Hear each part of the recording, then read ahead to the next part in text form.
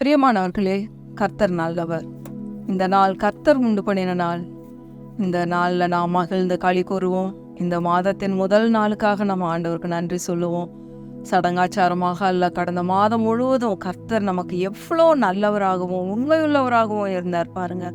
எத்தனை சூழ்நிலைகளை நம்ம கடந்து வந்தோம். தீயையும் கடந்து வந்தோம், தண்ணீரையும் கடந்து வந்தோம்.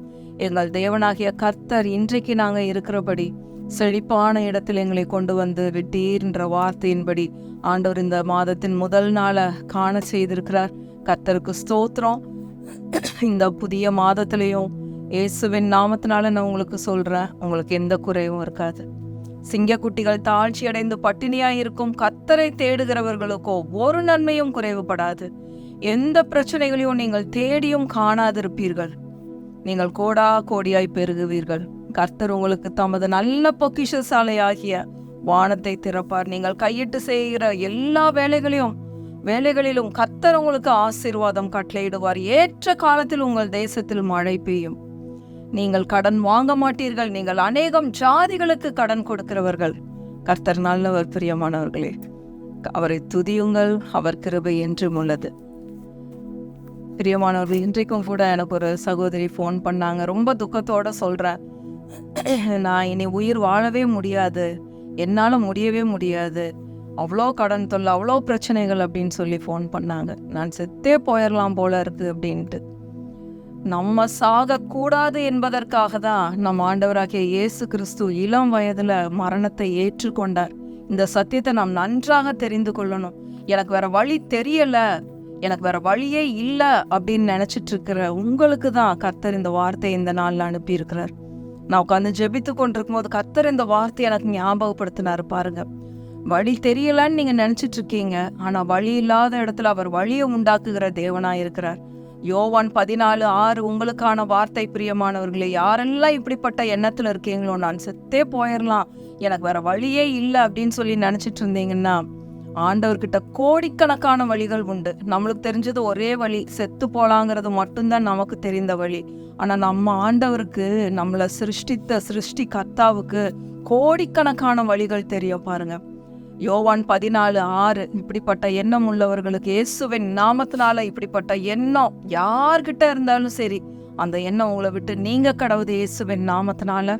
இப்பவுமே அந்த எண்ணத்தை எரேஸ் பண்ணி அவருடைய ரத்தத்தினால நாம் கழுவப்படுவோம். கர்த்தர் நல்லவர். பிரியமானவர்கள், அவருடைய கிருபை, அவருடைய அன்பு என்றைக்குமே மாறாது. அவர் உங்களை மன்னித்திருக்கிறார், உங்களை அதிகமாய் நேசித்திருக்கிறார். கர்த்தர் நல்லவர். பாருங்க, எப்படி வாழ்றது, எனக்கு என்ன நம்பிக்கை அப்படின்னு சொல்லி கேட்டீங்கன்னா, யோவான் 14:6 நானே வழியும் சத்தியமும் ஜீவனுமாயிருக்கிறேன். பாருங்க, வசனம் என்ன சொல்லுது? நானே வழி தெரியலன்னு நீங்க சொல்றீங்கல்ல, ஆனா வழி யாரா?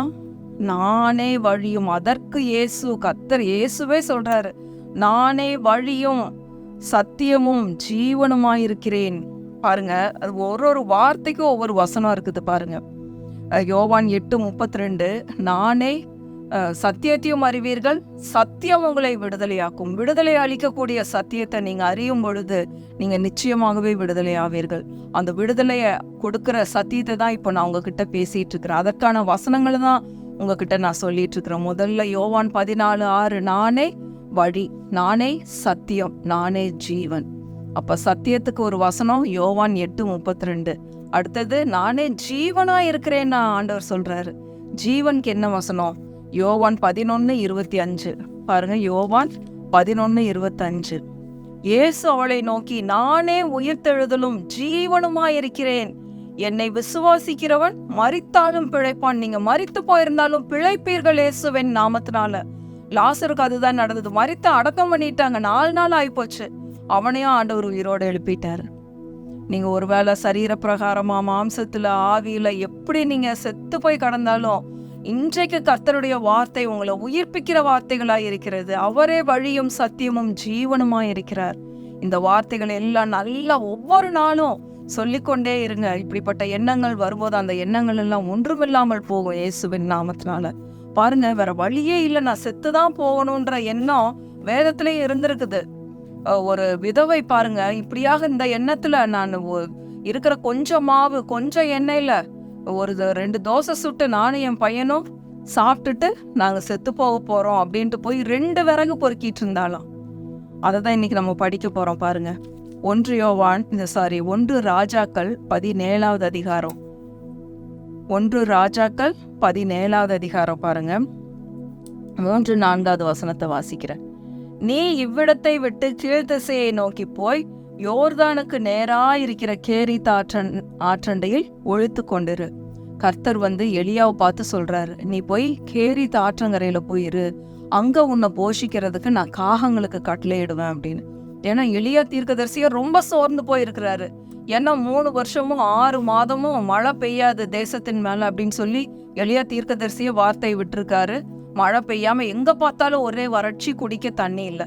அதனால ஆண்டவர் என்ன சொன்னாரு, கர்த்தர் எலியாவை பார்த்து, நீ போய் கேரித் ஆற்றங்கண்டையில போயிரு, ஆற்றண்டையில அங்க உனக்கு தண்ணி கிடைக்கும், உன்னை போஷிக்கிறதுக்கு உனக்கு 3 நேரமும் சாப்பாடு கொடுக்கறதுக்கு நான் காகங்களுக்கு கட்டளையிடுவேன் அப்படின்னு சொல்லி ஆண்டவர் அனுப்புறாரு. அதே மாதிரி எலியாவும் அந்த கேரித் ஆற்றங்கடைக்கு போறாரு. 6வது வசனம் பாருங்க. காகங்கள் அவனுக்கு விடியற் காலத்தில் அப்பமும் இறைச்சியும் சாயங்காலத்தில் அப்பமும் இறைச்சியும் கொண்டு வந்தது. தாகத்திற்கு அந்த ஆற்றின் தண்ணீரை குடித்தான். தேசத்தில் மழை பெய்யாதபடியினால் 7வது வசனம். சில நாளுக்கு பின்பு அந்த ஆறு வற்றி போயிற்று. அந்த ஆத்துல தண்ணி குடிச்சிட்டு இருந்திருக்காரு. கொஞ்ச நாளுக்கு அப்புறம் அந்த ஆறும் வத்தி போயிருச்சு, குடிக்கிறதுக்கு தண்ணி இல்லை. அப்ப ஆண்டவர் சொல்றாரு, நீ எழுந்து சாரிபாத்ன்ற ஊருக்கு போ, அங்க உன்னை போஷிக்கிறதுக்கு ஒரு விதவைக்கு நான் கட்டளையிட்டு இருக்கேன் அப்படின்னு சொல்லி அந்த ஊருக்கு எலியாவை அனுப்புறாரு. எலியாவும் எழுந்து அந்த ஊருக்கு போறாரு. 9வது வசனத்துல இருந்து பாருங்க. 1 ராஜாக்கள் 17:9. நீ எழுந்து சீதோனுக்கு அடுத்த சாரிபாத் ஊருக்கு போய் அங்கே தங்கியிரு, உன்னை பராமரிக்கும்படி அங்கே இருக்கிற ஒரு விதவைக்கு கட்டளையிட்டேன். விதவைக்கு கட்டளையிட்டேன்னு சொல்லிட்டாரு. இந்த ஸ்திரீ என்ன பண்றா, போய் செத்து போலான்னு சொல்லிட்டு 2 விறகு பொறுக்கிட்டு இருக்கிறா. அவ எலியா கிட்ட என்ன சொல்றான்னு பாருங்க. 12வது வசனம் வாசிக்கிறேன். 11வது வசனம், 11, 12 வாசிக்கிறேன். கொண்டு வர அவள் போகிற போது தண்ணி கேட்கிறாரு எலியா. இவங்க வீட்டுக்கு இந்த ஸ்திரீ போய் தண்ணி எடுக்கலான்னு உள்ள போகும்போது டக்குன்னு எலியா என்ன சொல்றாரு, கொண்டு வர அவள் போகிற போது அவன் அவளை நோக்கி கூப்பிட்டு, கொஞ்சம் அப்பமும் உன் கையிலே எனக்கு கொண்டு வா என்றான். அதற்கு அவள், பானையில் 1 பிடி மாவும் களையத்தில் கொஞ்சம் எண்ணெயுமே அல்லாமல் என்னிடத்தில் 1 அடையும் இல்லை என்று உம்முடைய தேவனாகிய கர்த்தருடைய ஜீவனை கொண்டு சொல்லுகிறேன்.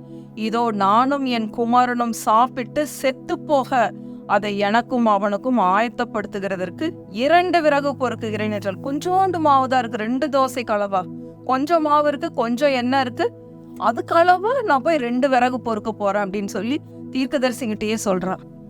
அப்போ ஆண்டவர் இந்த விதவைய வாழ வைக்கிறக்காக தான் இந்த எலியா தீர்க்கதரிசி அனுப்பியிருக்காரு.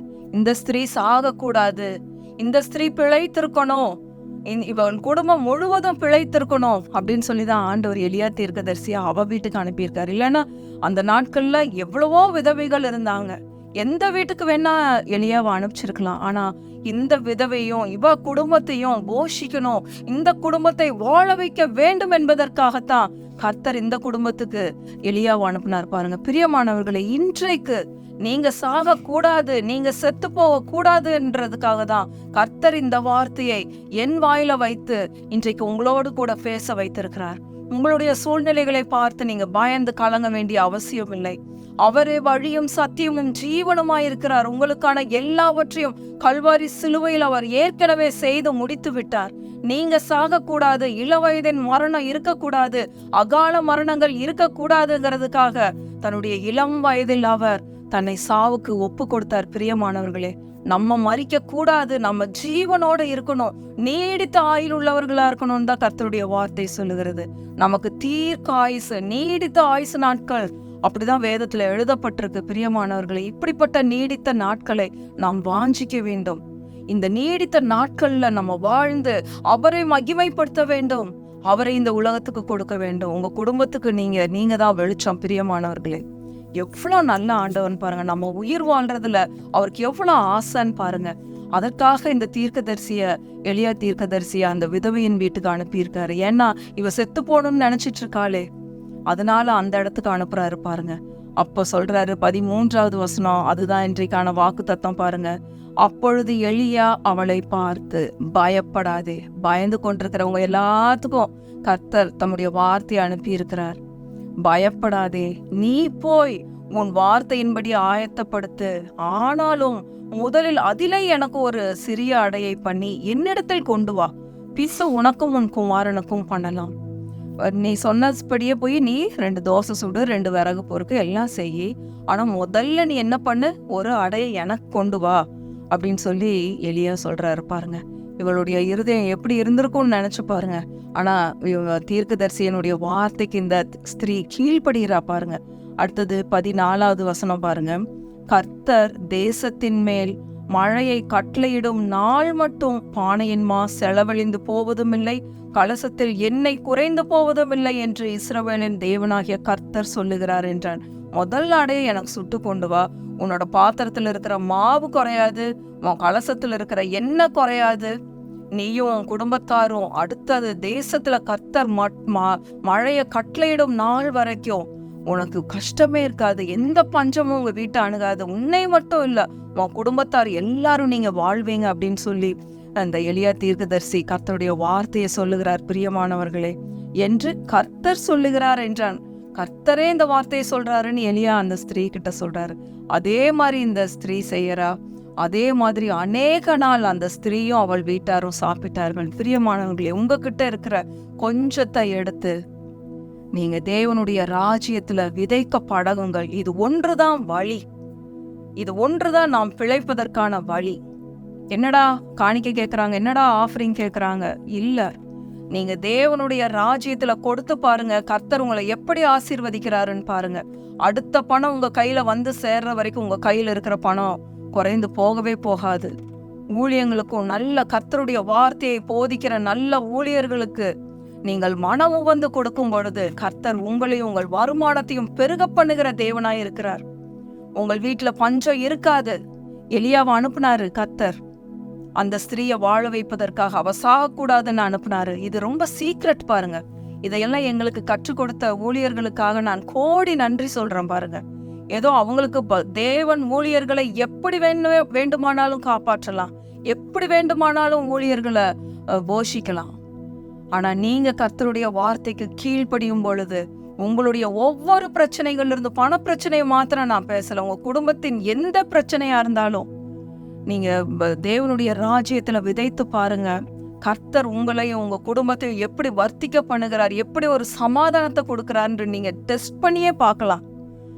பிரியமானவர்களே, கர்த்தர் ரொம்ப ரொம்ப நல்லவர் பாருங்க. இந்த ஸ்திரீக்கு என்ன நடந்ததுன்னு பாருங்க. 15வது வசனம். அவள் போய் எலியாவின் சொற்படி செய்தால் அவளும் இவனும் அவள் வீட்டார் அநேக நாள் சாப்பிட்டார்கள். ஹல்லேலூயா, அநேக நாள் சாப்பிட்டார்கள். இன்றைக்கு ஏன் நான் தைரியமா இந்த வார்த்தைய பேசுறேன் அப்படின்னா, எத்தனையோ காரியங்களை தேவனுடைய ராஜ்யத்துல விதைத்திருக்கிறோம். இடங்களை விதைத்திருக்கிறோம், நகைகளை விதைத்திருக்கிறோம், ஆலயங்களை கட்டுவதற்காக அநேக காரியங்களை கர்த்தருடைய நாம மகிமைக்காக சொல்றேன். எனக்கு இது வெட்கம் இல்லை. கர்த்தருடைய ராஜ்யத்துல விதைக்கிறது, இந்த கை செய்யறது இந்த கை தெரியக்கூடாது அப்படிம்பாங்க. நான் தேவனுடைய நாம மகிமைக்காக சொல்றேன். கர்த்தருடைய ராஜ்யத்துல விதைத்தவர்கள் ஒருபோதும் வெட்கப்பட்டு போக மாட்டார்கள். பகிரங்கமா சொல்றேன். தைரியமா நீங்க விதைத்து பாருங்க, உங்களுடைய வாழ்க்கையில நீங்க எப்படி ஆசீர்வாதத்தை பார்ப்பீங்கன்னு. கர்த்தர் நல்லவர். பிரியமானவர்கள், இன்னொரு காரியத்தை நம்ம மனசுல வச்சுக்கணும். ஊழியர்களை தேவன் எப்படி வேண்டுமானாலும் போஷிப்பார். நான் டிவி மினிஸ்ட்ரிக்காக ஒவ்வொரு மாதமும் என்னால முடிந்த தொகையை நான் அனுப்புறேன் பாருங்க. கர்த்தர் நல்லவர். பிரியமானவர்களே, ஒவ்வொரு தேவையும் அவர் சந்திக்கிறார். முதல்ல வர்றதுல ஃபர்ஸ்ட் டிவி மினிஸ்ட்ரிக்காக அனுப்புறார். ஜெபத்தோடு பாரத்தோட, ஆண்டவரே இந்த வார்த்தைகள் உலகம் முழுவதும் எட்டணும். பிரச்சனையில் இருக்கிறவங்க, கஷ்டத்துல இருக்கிறவங்க விடுதலையாகணும் இயேசுவின் நாமத்தினால.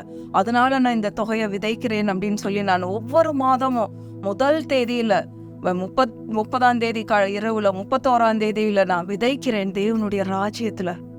கர்த்தர் என்னுடைய ஒவ்வொரு தேவைகளையும் சந்திக்கிறத நான் பார்க்கிறேன். பிரியமானவர்களே, நான் அனுபவிக்கிறதுனால பகிரங்கமா உங்களிடத்துல பேசுகிறேன். கர்த்தர் நல்லவர். பிரியமானவர்களே, நீங்களும் உங்கள் குடும்பமும் வாழ்வதற்கு கர்த்தர் வழிய வைத்திருக்கிறார். இதை நாம செய்யும் பொழுது நம்ம குடும்பங்கள்ல நாம் ஆசீர்வாதத்தை பார்ப்போம். கர்த்தர் நல்லவர். அவரை துதியுங்கள். அவர் கிருபை என்றும் உள்ளது. ஆமென், ஆமென், ஆமென்.